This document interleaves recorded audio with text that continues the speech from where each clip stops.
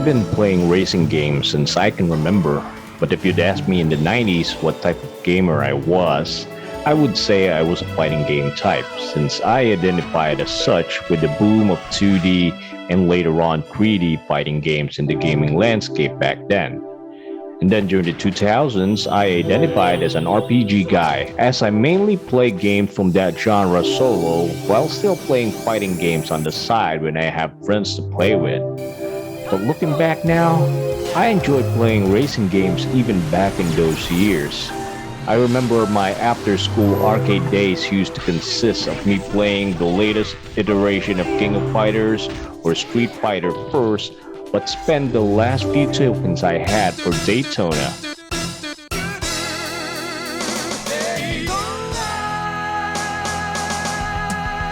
Or a motorcycle game where you tilt your whole body to turn.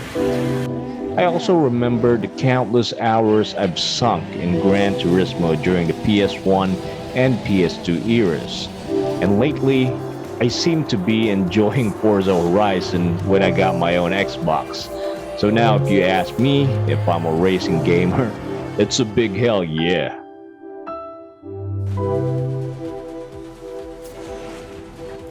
One racing series I've missed out on was the F-Zero series. The first console I owned was a Famicom, the Asian version of the NES, and after that, I didn't own a Nintendo console until the Wii came out, and by that time, the series was already discontinued. So for the past 3 weeks, I've been doing a bit of catch-up and played every F-Zero game I could get my hands on and created this episode of Retrobacks to pay tribute to what many gamers consider a classic. Like the previous episodes of Retrobacks where I review and rate the games that I've played, this is just a pure retrospective. F-Zero is a series of futuristic racing games originally created by Nintendo Entertainment Analysis and Development, aka EAD, with succeeding games developed by third-party companies. The first game in the series originally launched for the Super NES back in 1991. F-Zero was the first game for the platform to use a technique that Nintendo called Mode 7 scrolling. When Mode 7 was combined with scaling and positioning of the layer on a scanline by scanline basis, it could simulate 3D environments. Such techniques in games were considered to be revolutionary during the time when most console games were restricted to static or flat backgrounds and two-dimensional objects.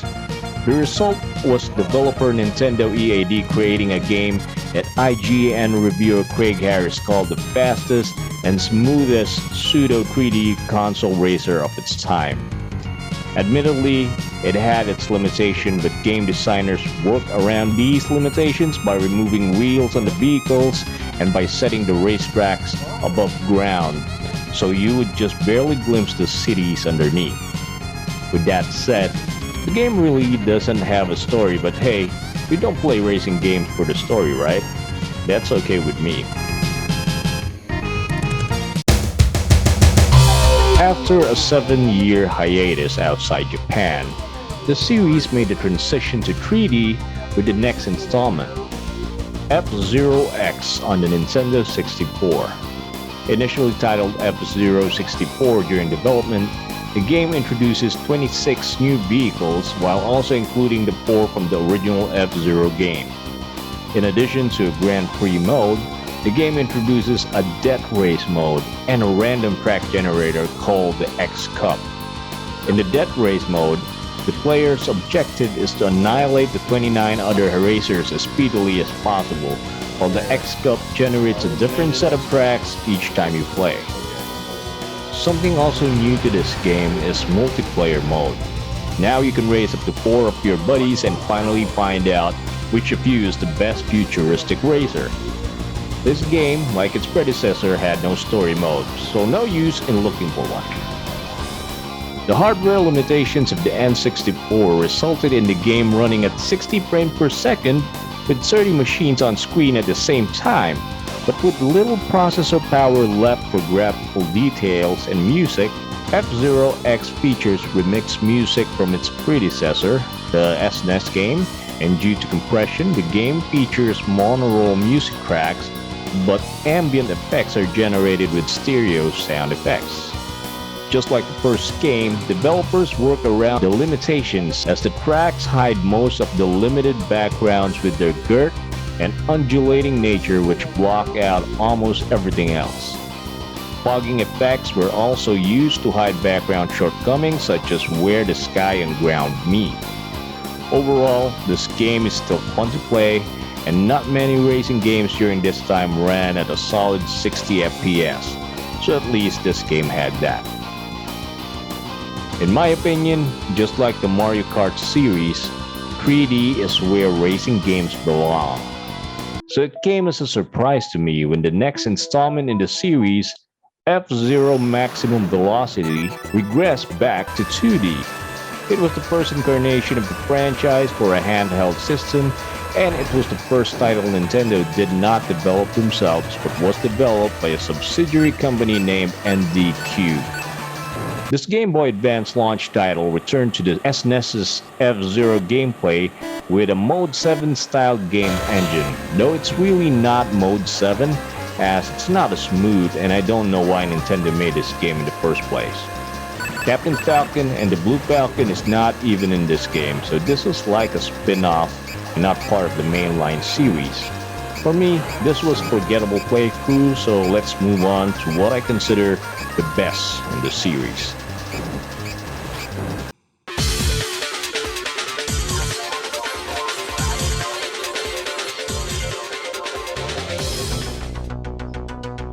F-Zero GX was released for the GameCube and developed by Sega's Amusement Vision team, and is the first F-Zero game to feature a story mode. The game was initially titled F-Zero GC. The arcade counterpart of GX was called F-Zero AX for obvious purposes, which was released alongside of its GameCube counterpart in 2003. F-Zero GX and AX was the first significant game collaboration between Nintendo and Sega. After Sega transitioned from first to third-party development in 2001, the two companies developed a close relationship, which was quite unexpected at that time since they were bitter rivals during the 90s console war. Since Sega helped to develop Nintendo's Triforce arcade system, the company wanted to support it with software that would stand out and draw attention to the Nintendo's platform.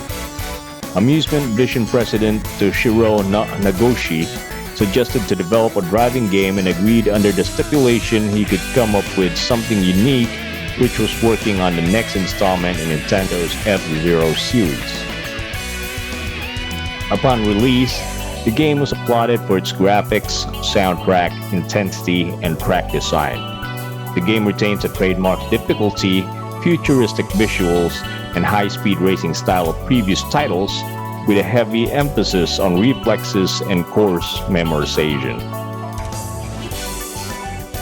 F-Zero GX features numerous gameplay modes and options. In the Grand Prix mode, the player races against 29 opponents through 3 laps of each track in a cup. There are 4 cups available, Ruby, Sapphire, Emerald, and Diamond, with 5 tracks in each. The Versus Battle is the multiplayer mode where 2 to 4 players can compete simultaneously, just like in the F-Zero X game. And Time Attack lets a player choose any track and complete it in the shortest time possible. F-Zero's GX's story mode has a player assume the role of F-Zero pilot Captain Falcon in 9 chapters of various racing scenarios, such as Falcon's training regimen, a race against a rival through a canyon with falling boulders, attack and eliminate a rival's gang, and escape from a collapsing building through closing glass doors, things like that. Toshiro Nagoshi, one of the game's co-producers, stated that this mode was included because the development team felt that the F-Zero universe was unique and they wanted to explain some of the characters' motivations and flesh out the game world. The game was well received overall by reviewers and fans, and the title holds an average of 89 out of 100 on an aggregate website Metacritic currently. Some video game journalists considered it as one of the best racers of its time and the greatest racer on the GameCube platform. It was even listed as the best GameCube racing game in the E3 2003 IGN Awards and Best Racing Game of 2003 by IGN. F-Zero GX was named the best GameCube game of August 2003 and Best GameCube Driving Game of 2003 overall by GameSpot, and was nominated for Console Racing Game of the Year in the 7th Annual Interactive Achievements Award held by the Academy of Interactive Arts and Sciences. I, for one, will rank it as one of the best racing games I've ever played, with probably the best soundtrack. Though I admit the difficulty is pretty steep, I pretty much accepted it as the norm for this series. Plus, the great thing about difficulty in racing games is that it's honest. You just have to get good. Unlike in fighting games where boss characters are known to be cheesy, not only with their huge damage and HP, but also lack of punishable frames, or NES games that have artificial and could even be called unfair difficulty added to pad the playtime of an otherwise short game. The next game released was F-Zero GP Legend. It was the second handheld game released for the Game Boy Advance and the second installment featuring a story mode. However, this was based on the anime series of the same name, introducing a new character named Rick Wheeler. Unlike the games before it, GP Legend takes place in an alternate continuity set in the 22nd century instead of the original canon's 26th century. Again, this 2D regression is pretty much forgettable in comparison to the excellent GX, and I did not enjoy playing this weird spin-off too. The series has been dormant since the release of the Japanese exclusive F-Zero Climax in 2004 for the GBA. However, F-Zero's spirit lives on in other Nintendo video games, most notably in Nintendo's fighting game crossover franchise Super Smash Bros., where Captain Falcon is a mainstay right from the very first game. Captain Falcon makes a reference to F-Zero by using the Blue Falcon as his final smash. And the Super Smash Bros. Franchise also features a couple of stages directly derived from the series, such as Mute City or Big Blue. And the game also includes many other F-Zero characters as virtual trophies, stickers, and spirits. The Blue Falcon also appears in Mario Kart, which also adds 2 courses based on Mute City and Big Blue.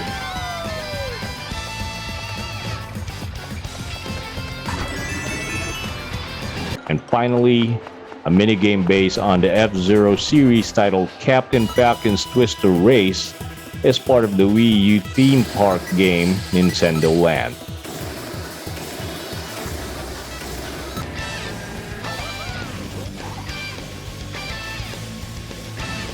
Currently, these are the only ways to play F-Zero in HD, as the series' creator Shigeru Miyamoto has stated time and again in interviews that he does not see a reason to revive the franchise. However, early this year in an interview with Nintendo Life, the producer of F-Zero GX, Sega's Toshiro Nagoshi, said that he would be open to working with Nintendo on another installment of the series if the company were given the opportunity to do so, and that he would make a future F-Zero game challenging for advanced players, unlike the fun and accessible nature of Nintendo's Mario Kart series. So here's to hoping that Nintendo reconsiders and gives Sega this project. Hope you've enjoyed this episode, and thanks for watching. I sure did enjoy playing these games and learning about Captain Falcon's origins. On the next Retrobacks, I'll be checking out and reviewing another SNES classic platformer dubbed as Super Mario World 2, Yoshi's Island.